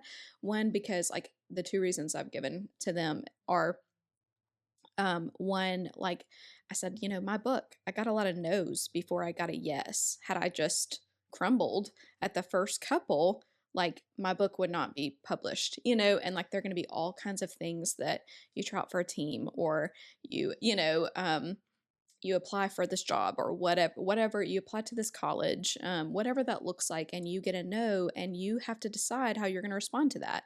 If it just annihilates you and you can't keep going, can't be resilient. And so there's that whole conversation that we don't have time to get into. And then I was like, it's also really important to be able to hear no, because I was like, who's like in charge of your rules right now? And they're like, you and dad. And it's like, yeah, but who's in charge of my rules? Like who's gonna tell me no? And they're like, well, nobody. I was like, well, I hope like my friends, like I hope daddy, like I hope I can carry myself in a way that like other people can say, I don't think that's a good idea. Or, I know when I don't answer my phone for a couple of days, Emily Jones is going to be like, hey, what are you doing? You're kind of avoiding people, like, and I like, Yeah. but I need that and I want that. Am I always going to meet it with kind of, but like, I want my kids to start thinking about like, okay, not only is that accountability normal, it's needed. Well, and from a spiritual lens too, like we are always being parented. That's something that I'm teaching my kids right now is like we've started to really dive into scripture around like you have an authority above me, right? And so like I will not always be the authority in your life. Sometimes you shouldn't be the authority of your life, but you will always have an authority that is higher than you. And so right now it's important to learn how to submit to solid parenting, that is for you and loves you, because we submit to a father that is for us and loves us and has set boundary lines for us, and they are very pleasant. And I think understanding that idea in middle school is really hard, but I think it also gives them language for later on of like, you are going to submit to something or someone. Who will it be? Right. And so, like, make that decision now. Yeah. So, like, that's a good conversation to have too, just around like, hey, these boundaries and the no's that I give you or the yeses that I give you, like they are there for your good. They're there for your protection. We can talk about any single one of them because I am a good and loving parent, right? And so that to me is always like, how do I reflect who they will be parented by even when I'm gone, even when they're the grandparent, because we will always be parented by someone, and it's the Lord. We heard a phrase for the first time this past week called anchoring bias, not phrase, term, an anchoring bias. And so that's honestly what you've talked about being for I just years. didn't have a We cool just word for didn't it. have a cool I'm word gonna for it. start coming up with cool words. Absolutely. You've come up with a lot of cool words this episode, Some of so them I be can't affirmed. say on You've filtered through a lot of cool words. That's right. Okay, but like the anchoring bias being like, I want to be the first Yes. one who introduced XYZ to my kids and gave them a bias on how they're going to filter that information when they come in contact with it in the world. Mhm. I think that we've covered that in a lot of different areas. I think in these years, in the upper elementary and into middle school and high school, they're going to watch PG-13 movies. Yep, they're going to watch some shows. They're going to see some different worldviews being portrayed. Why is that not just okay, but good for us to be a part of that and start to kind of peel back some of that protection of we weren't allowed to watch this movie and now we are and it's got words, and how do we deal with that with our kids in being their anchoring bias? So I think I love that term that that person thought of. I think the reality is like the purpose of an anchor is to hold your spot while you explore, right? It's that place that I can always come back to. And so I think number one, like you cannot be anchoring if you are not solid and stable. And so like being that reactionary parent that we talked to, maybe responding out of your own trauma, out of your own shame, out of fear for messing up, like that is not going to create a solid anchor that gives our children the ability to And if go. you've done that, go back and repair that. I have freaked out so many times. I have freaked out so many times, Yeah. you know? Um, yeah. That's a different. I can see on her face she's trying to decide should she No, share I'm not that or going not. But yeah, and that's okay. But I think that is the difference between like being reactionary and being proactive is like I can move towards something even if I'm uncomfortable. So if you have like made a misstep, welcome to the world. Like everybody else has too. And like again, we've talked about that before, like repair after a rupture or repair after a mistake actually fortifies something with more strength than it had previously. So yes, go in peace. Yeah. What was your question? How can you be the anchoring bias as they watch like PG-13 movies or other Oh, yeah. shows or things that we have been a no before and now we can watch it? I think the reality is, I mean, I told you, I really, and I didn't realize this until I was having a conversation with a good friend of mine, Kirby, who's been on this podcast. So good. She's so good. I didn't realize that my need to protect, I would say that I did go through a season of like over sheltering and overprotection. And it was out of a measure to perform of like, these kids are going to be good people, you know, like the rationale and the heart behind it was not solid and it was never going to be sustainable, and it almost became like an idol, like their protection. I was gonna say, like, I think the line between that is like, yeah, we do have to have boundaries, and like I can't control and my worth can't crumble Yeah. if these boundaries are crossed. Well, and I think the reality is like I want my kids to be in the world, but not formed by it, if that makes sense. And so of course it does. I think that's part of scripture. And so I am parenting children to go out and to love a broken world.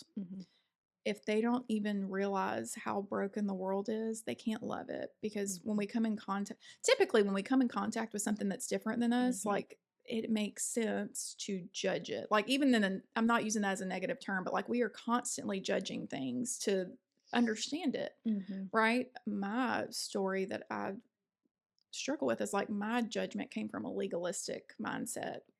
I was very sheltered as a child, and I don't think that's about, I'm so grateful. Gosh, I'm so grateful that I wasn't exposed to a lot of things. But I tell people all the time, one of the most formative spiritual experiences and times of my life was when I went to LSU, which is a place where, trust me, I was the minority. Yep. As far as like worldview on that campus, and you could be anybody you wanted to be, right? Yep. And so I just came in contact with so many different things that I wasn't prepared for, and I didn't know how to talk about. and it made me double down in some ways, but not in a Yeah. good way. In a Yeah. way of like, well, I'm going to hole up even more with people that are just like me. Mm-hmm. And there's unfortunately this little thing in the Bible called the Great Commission. Yeah. Where we're supposed to go and make disciples of all nations. And so I'm so grateful, like what the Lord has done in my heart of like, I want to be with people that are different than me because I want to show them who Jesus is, right? Like I want to live out the gospel, and I fail spectacularly a lot. But I think for your kids, like if they don't know that there's a world that's different than the one that they're being raised in, Yeah. they don't have a concept for how to go out and do that. They don't have a concept for how to love somebody that's different for them.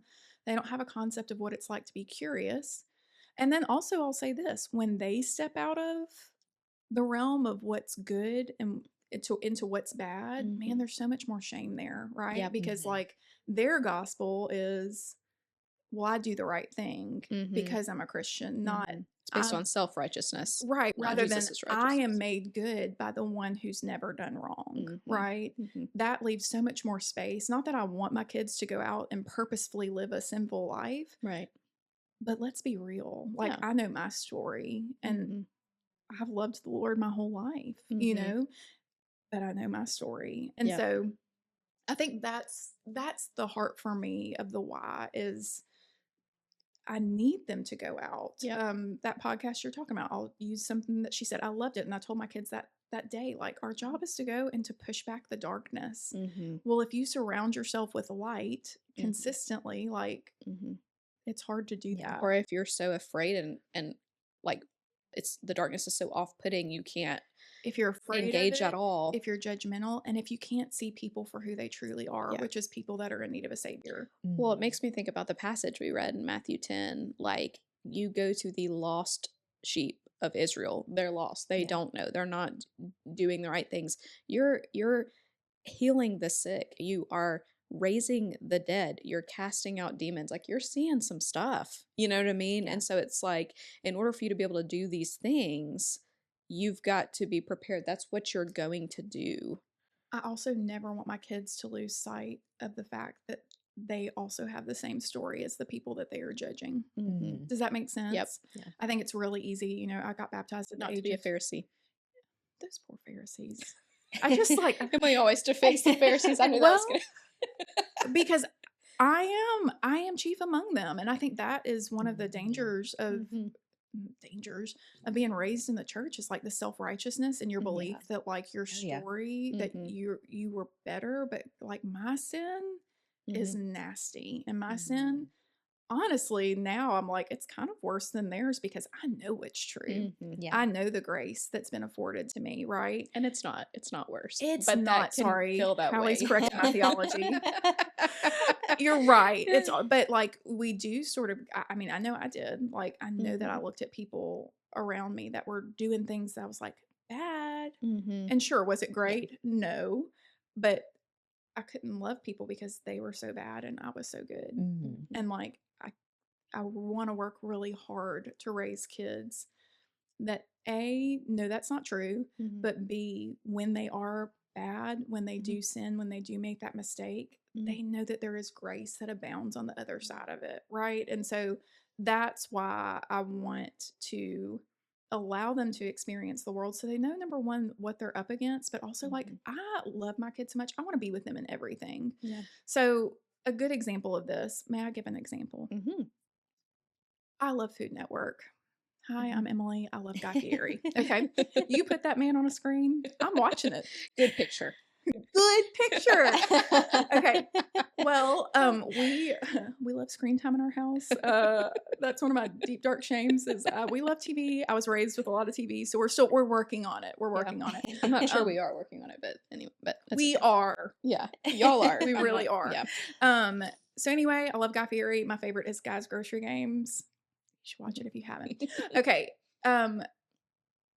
In Guy's Grocery Game, like they do spotlights on the different chefs. Well, obviously, like it is a secular show, and in that show, like they explain different aspects of their life that my children may have not been exposed to at a certain point.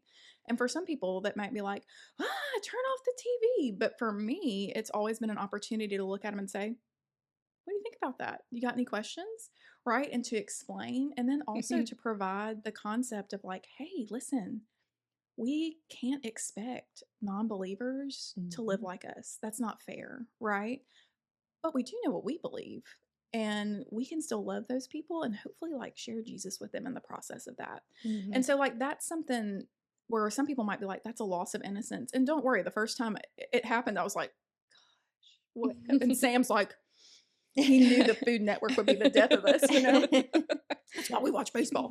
Everyone eats food. Everybody eats food. Yeah. Anyway, but it was such a sweet experience because it opened up the door to be able to have those conversations. And all of a sudden, instead of waiting for Henry to come home and say, hey, I heard this from a friend at school. Mhm. Well, now he's heard it from me. And you're in the room. Yeah. I'm Able in to the pause room. it. Yes. And so I think that's the important piece because like it's not just going to be sex, guys. It's going to be drugs. It's going to be Mhm. anger. It's like there are so many things that hopefully we are trying to like steward well in our home and not invite in. But guess what? They're not going to live in our home forever. We Mhm. don't live in our home every day. I go Yeah. outside of my home every single day. Yeah. And we just have to make sure that they have the opportunity to learn without shame, Mhm. without building a lens of judgment towards people who are not living under grace in the same way we are. Mhm. And for them to have the context of like, even though people are different, I can love them Yeah. and I can be honest with them. Well, because they experienced these topics and, coming into contact with these things for the first time, like in the presence of a safe place. And that's part of being that anchoring bias. Like you can think of conversations that you had either with your parents or with friends' parents or, whatever, driving in the car somewhere. And it might not be one of the topics we've talked about, but like you felt safe hearing about it from an adult that um you looked up to, and it's like I think sometimes like that legalism and the not being able the inability to love someone who lives differently than you when you go to college, when you go to a job, whatever that looks like, is like there can be some self-protection of like that's a bad thing, this is a dangerous place. But like when you've experienced like in a safe space, hearing a parent say like, yeah, sometimes that happens, and like people can struggle with drugs because this, or they didn't grow up in this type of place, or this is the situation and we can do this. It's like they have a way of filtering that information because it came from a safe place in which they learned it. And so that's another extension of that anchoring bias. You're almost creating the ability like to be with your kid even when you're not with your kid. And so like let me be very clear, like one of Henry's largest grievances with me as a parent is that I won't let him watch The Sandlot, which I watched probably at the age of 4 and loved. Also, we watched a lot of TV versions though, and that That's doesn't true. exist That's now. true. I had a lot That of is true. VHSs. Yeah, but still, like there was a lot. Like Home Alone, you were watching that We the were talking TV the other night version. about Grease. Yeah. Like, Now I did watch the VHS version. yeah, of you Grease. did. And it was a masterpiece. It wasn't at my parents' house, but yeah. Inappropriate, but a masterpiece. Sorry, Mom. Yeah. Hearing about it for the first time. Oh, I had an aunt that let us watch all kinds of inappropriate stuff at early ages. But you didn't know it was inappropriate. No, Like not a you clue. didn't look at it and Not a consider it clue. inappropriate. Or we looked at kids and we're like, American Pie. Was it American Pie? yes. I had an aunt that let us watch American Pie. Gracious. Yeah. I mean, looking back, I'm like, whoa. But at the time, I was like, oh. That I makes still me feel a haven't lot seen better. that, so It's not good. No, it's not.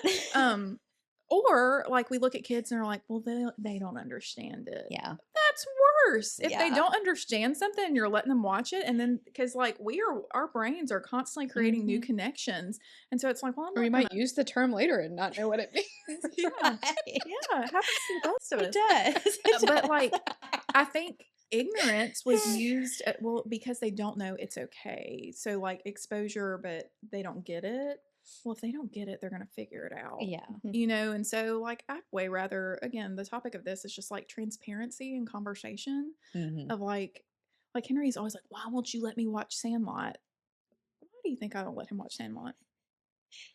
Wendy Peppercorn. Wendy, I was God gonna say, bless is her. her And last she name? didn't do nothing wrong. She was doing her job as a lifeguard, but those angles on that camera. And so I've had to explain, and I never realized that until I watched it as an adult. It's not the language necessarily. Like I can make my peace with that and we can explain that and we don't use that language, right? And if it has a bad impact on our kids, we'll adjust. Yeah.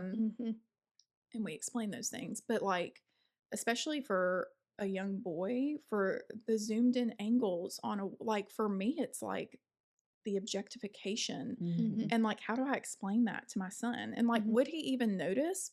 Maybe not. You know what I mean? Like, we're not in that phase of life, but I know it. And so, Mhm. like, so anyway, and if you let your kid watch Sandlot, more power to you. Henry will be 11 when he watches it because I kicked the can down the road as long as I could. And finally, he remembered an age that I said. And so, like, 11's our year. He's very much looking forward to it.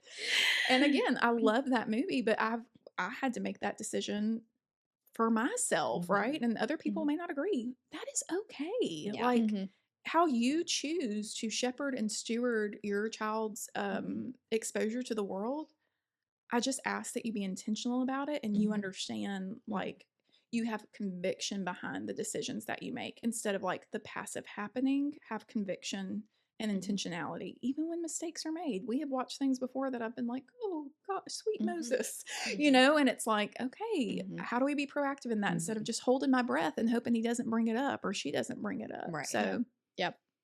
we were talking about middle schoolers, right? Well, we were Well, kind of starting to bridge yeah. the gap, I think. But high school, is there anything that jumps out to you Yes. there? Now we're getting into relationships. I mean, it can feel like we've had all the conversations, but that's No. not true because now we're driving. Now we've got cell phones. And now, you know, so, you know, and some kids start dating in middle school, that whatever. My first boyfriend was in 6th grade. But if you this was all like what is happening to you, how you are receiving the world. When you get into high school and probably some into middle school too, now there are other people involved, right? And it's not just me, the parent.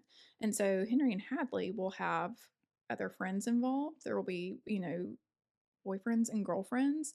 And so now it's not just like a concept of intimacy with another person. There's probably going to be enactment, attempts at it. And when I say intimacy, I don't mean sex. I mean like relationship, right? Like building relationship with somebody else.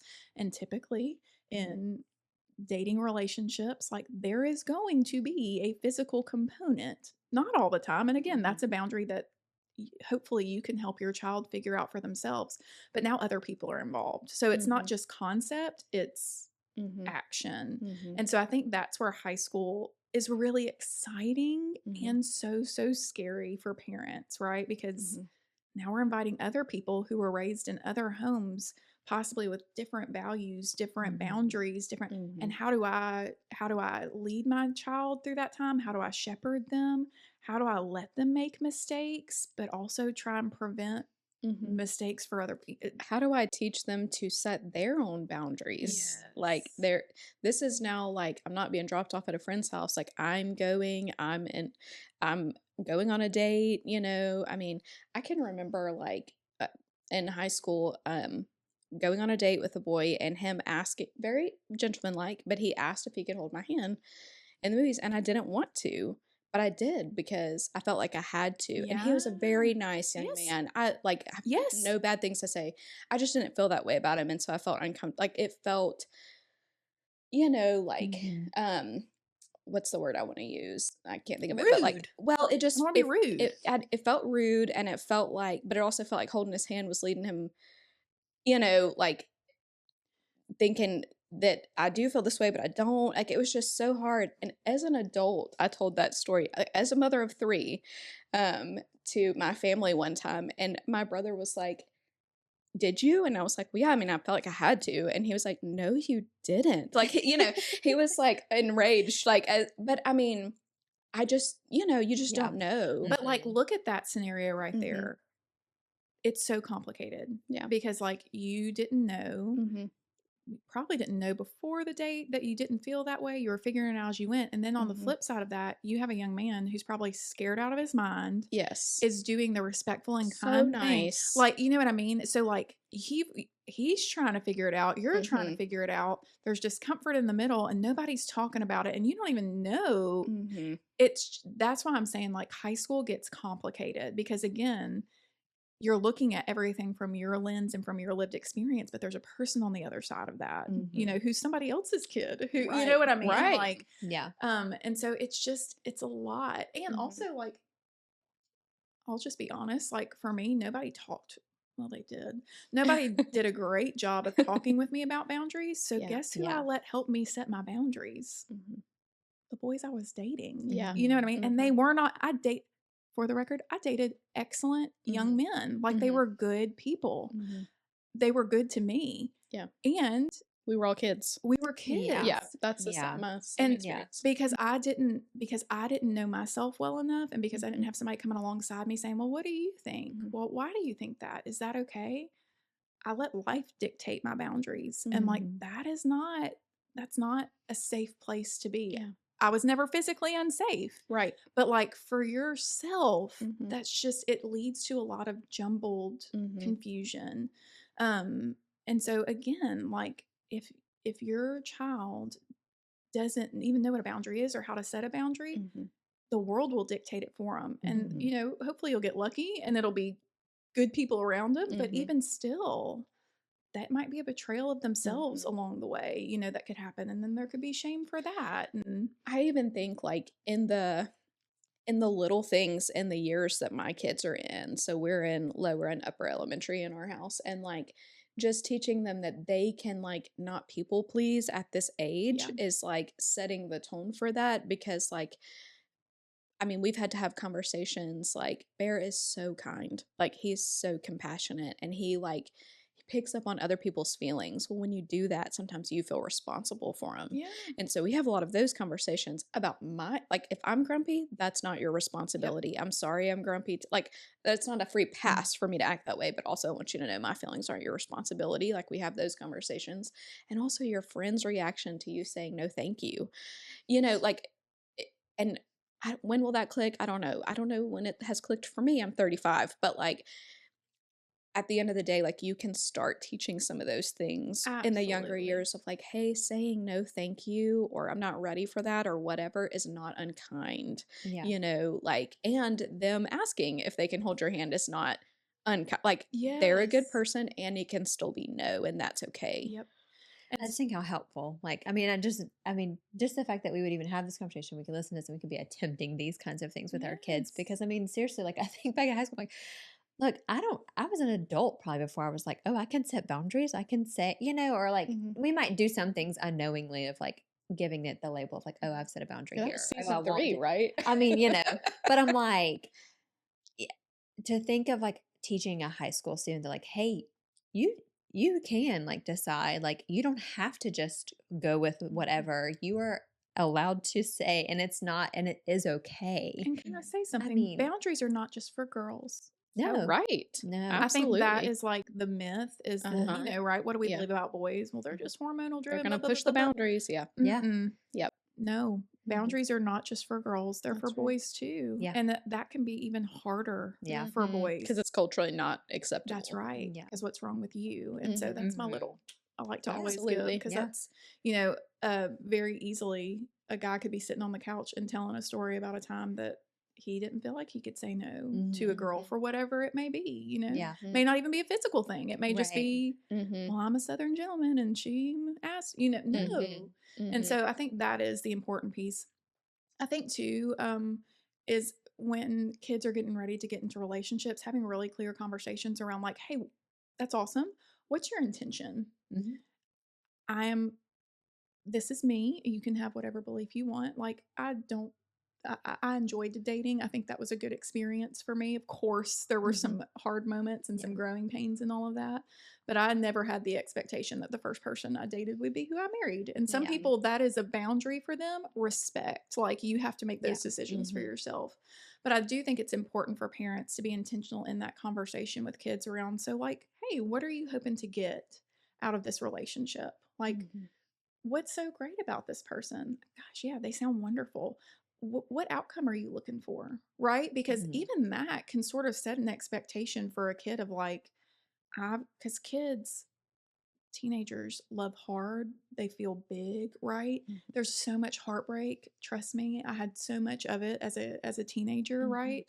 Um, But setting that expectation can also help them build their boundaries. Like Mhm. if we go into a relationship understanding like, hey, you're 16, could this be the person you marry? Absolutely. Yeah. Live and prove. Mhm. And also like, if not, what would be your hope by the time this Mhm. relationship was over? Mhm. And the answer might be like, hey, I really like him. We're good friends. We enjoy spending time together. I think Mhm. that he's cute. I think she's pretty. And we just want to, that's awesome.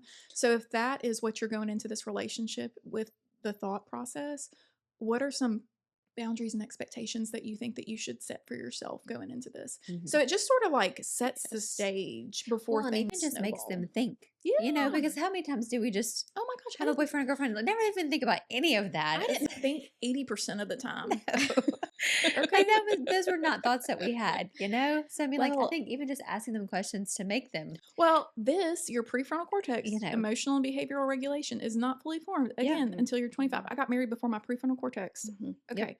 And so, like, so how do we help them? Yeah. Yeah. How do we be that stronger, wiser other that walks alongside them and helps them slow down to think? Does that prevent mistakes from happening? No, Mhm. Right. but at least they've had the conversation and they should have it more than Mhm. once. And I'll Yeah. say this too, I'm a big believer in, if your kid's going to date, you've got to be comfortable enough to ask the questions that they would probably die if you asked. Okay. So where y'all going? Yeah. Okay, that's pretty standard. You planning on kissing him tonight? Mhm. Oh my Mhm. gosh, mom. Hey, Yeah. if you can't Mhm. talk about it, maybe you shouldn't be doing it. Yeah. Right? Like Mhm. Mhm. it just removes so much mystery and Mhm. stigma and lets them know, hey, I'm involved and I'm Mhm. invested in Yeah. what you've got going on I'm here. excited for you. And Yeah. Yeah. let you know, Yeah. like Yeah. Yeah. Like these are it's big, exciting things. And like, what is yeah. your thoughts? Yeah. What's your goal here? Hey. And so I just think again, like everything for me goes back to conversation. Like, how Mhm. do we talk about this well? And that's not, again, I'm not saying like we gonna kiss him? Like, no, Right. we're not shaming them. We're not like denigrating their experience, but we're providing a safe space where they can process through some of the Mhm. things that they may not even know they need to process Mhm. through. Mhm. On the flip side of that, there's such a kindness because, you mentioned like that's not a high percentage of people who marry their high school sweetheart. I did. And like having had that experience, I remember someone who came and spoke at youth group one time, and I can't remember who it was, but they were basically like, hey, like the relationships you have right now are important That's right. because they're going to affect you, Oh, yes. good and bad. Like, like, and that was so affirming. That was like a message I don't know that I needed to hear, but I did. And I look back now as a mother of three in their 30s, like, and I did marry the person, and like, y'all, I've had to forgive some things that adults told Andrew when we were dating about me, Mhm. and it's like, like they in their mind, like they're treating it like it's this flippant high school relationship. Well, it wasn't. And like I can look back and carry this like grudge that I'm like, you could have messed up the person I was gonna marry. But like even if it wasn't, that relationship would have still been, you're still shaping the way he sees people and Mhm. how we navigate and treat. It Like that's so still important. carries so much weight Yeah. because Yeah. it's not just about you, it's Hmm. about the other person. And I think kids by nature, by virtue of survival, are self centered creatures. Hmm. They have to be, right? They think about themselves because they are helpless. Hmm. And so, like, that carries on into adolescence of like, I am going through this. But the reality is like multiple people are going through this. And so you have to be aware of how you treat people because it will have an impact. I'll tell Hmm. you, like all of my little dating relationships, 100% have had an impact on how I see Hmm. the world, on Mhm. all kinds of stuff. Yep. And that's a gift and it's hard. Hmm. And you just have to be mindful of those things as you go. But I think that's a great thing to think about, Hallie. And also, I think in Christian culture, the flip side of that is like we tend to put a lot of pressure on dating Mhm. relationships, Hmm. right? Hmm. Isn't that so cute? Oh my gosh, they're probably going to be together forever. Hmm. Okay, Mhm. well, let me ask you, if the narrative that you're hearing from people is, well, we're probably going to be together forever, what do you think that Or can that give, you have to get married. or that you have to get married? Did you know you don't have to get married? I do. I mean, I have to be married because I'm married. That's right. But no, you don't. That's right. To And carry out the Great Commission, no, that's you do right. not. Yeah. But when we walk around with this expectation to marry, or I'll just say, like, well, if I'm going to marry you anyway, Yeah. maybe I'll change my boundaries for you. Like, Mhm. that's dangerous too. You know, even if you do end up marrying that person, that's awesome. And Mhm. Right. we still know what the Lord has asked of us, you Right. know? And so, not step by step, but the outcome. And so, Mhm. I just think that's where, when we talk about teenagers, like, it's so complicated. Yep. Like, there's so many different ways because they are little adults Mhm. that don't have a ton of control, have a lot of freedom, don't have enough. It's just it's Mhm. hard. Can I say a pet peeve of mine is when parents will say, "Ah, he just needs to find a girlfriend. She just needs to find a boyfriend." Have you not heard this? You're looking at me like you don't. Okay. That's a Maybe pet people just don't say that to me. that is a pet peeve of mine because like I know that dating and like navigating that world and learning to navigate that world like can bring confidence because you're having to learn, and maybe everyone else has entered that world before you have, and I get that, and I'm not in the years, but like not only is that teaching that individual that like that's what you need to be happy and fulfilled and have a purpose in this world, but it's also teaching you that like this other person's practice, like they're just a place filler for you. Mm, Mhm. And I that nothing flies all over me like that. I cannot deal. I love that. Yeah. It's so true though. No one's ever said that to me. Well,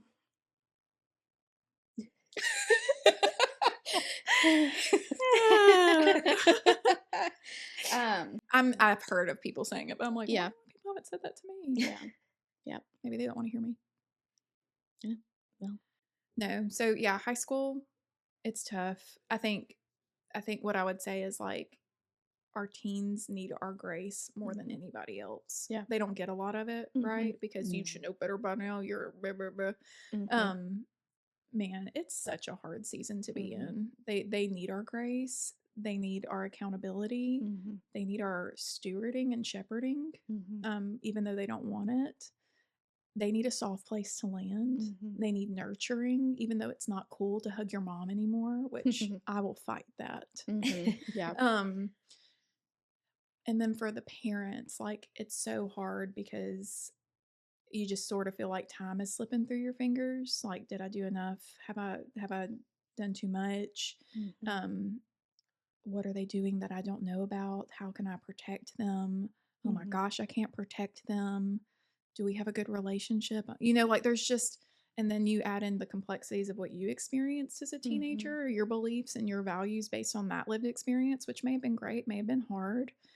It's Mhm. just a lot. And so I think, Well, there's gonna be a time where they experience stumbling into pornography, and it didn't bring an uncomfortableness. mm, It brought other feelings that, oh, I don't know if I can say that. yeah, You know what I mean? And it's Mm. like, okay, well, now's a good time to say, like, hey, that's because like it's mimicking something that was created to be good, yeah, and this is a distortion of it. And so like yes, like you're going to have some of those reactions to it, and like it's not in the rightful place, yeah, Mhm. and so I think like even bringing some of those like more nuanced Yeah. conversations into it that like you yes, can't have when they're 8, you know what I mean?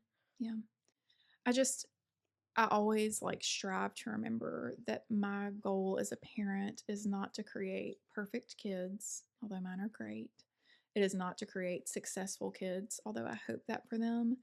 It's to build up little people that have a good understanding of who God is in their lives. And Mhm. like a lot of our kids' understanding of who God is in their lives is going to come from their interactions with their earthly parents. Yeah. You Mhm. know what I mean? And so, like, allowing there to be room for nuance, allowing Mhm. there to be room for grace, for mistake, for failure, for Mhm. repair, for mistakes on our part, which they'll never Mhm. get from their heavenly father, but seeing like how we seek reconciliation like he does, Mhm. even though he's done nothing wrong. Yeah. um like that's my goal, is like how can I create a safe place to land. And like safe doesn't always mean comfortable. Safe Mhm. does not mean that I give you free reign to do whatever it is you want to do. A Mhm. safe place is a boundaried place that is full of love and communication, respect, mutual Mhm. respect. And so like that for me is the goal. Yeah. And so, like, even in all of these hard conversations, you want to believe that like sex isn't going to be that big a part of their lives. Mhm. It will be. Yeah. It should be. You Yeah. know, sex is a good thing. Mhm. God created a good thing. Mhm. He he delights Mm-hmm. in sex within the boundaried place that he's laid out for us, right? Yeah. He delights in a married couple because that is a portrait of the gospel. And so, like, we cannot believe that this huge part of Mhm. being married and Mhm. of something that God created won't be a huge part of their lives, whether they want to admit it or not. Mm-hmm. Mhm. And so, like, I think that's the important piece to remember is like, is sex everything? No, but like, it is a big thing. Mhm. Mm-hmm. And if we're not the ones that are working to become the authority of that in our kids' lives while they're young, they will look for a safe place for the rest of their lives. And so I'd way, way, way rather do my best to create comfort in this topic, to create security in this topic. And yeah, Mhm. sometimes confusion and sometimes like, what? You do Mhm. what? I'll Yeah. never forget that response. Excuse me? Yeah. Yep. And I'd rather take the hit on that and Mhm. absorb that than my Mhm. kids. Mhm. Yep. So Yep. So good. I know. Emily, Dr. Emily Jones, thank you. So thank helpful. you. I hope so. We chased a lot of rabbits, but they Well, were cute I feel like rabbits. we have more rabbits to chase in a round two. Yeah. Yeah. Told Sam, I was like, when they want to talk about sex, they call Emily. Did he go over a list of things you could and couldn't Not say? today. He turned you loose? He did. Okay. Maybe. Growth, It's growth on for you. both. It's on YouTube now, so I'm like, it's a lot scarier. Well, thank you so much for Yeah, coming. It was so fun. good. Mhm. It So was good. fun. Appreciate it. Thanks. Well, thank y'all so much for listening in this week. I know you have a lot to think about, maybe more questions. Feel free to send those our way. We can talk about them on social media or in maybe a round two if we can wrangle her in. And we will see you next week on the Saltworks.